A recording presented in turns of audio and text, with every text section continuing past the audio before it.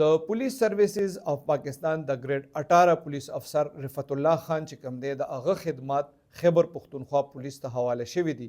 دغه خدمات په یو داسې وخت کې خیبر پښتونخوا پولیس ته حواله شوي دي چې په پیښور کې د SSP اپریشن سیټ چې کوم دی هغه هم خالی دی.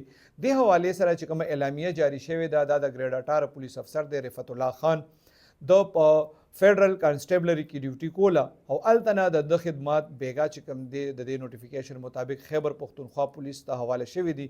رفعت الله خان چې کوم دی د هغه باره کې ویل کېږي چې هغه یو ډېر بهادر او شفاف افسر دی.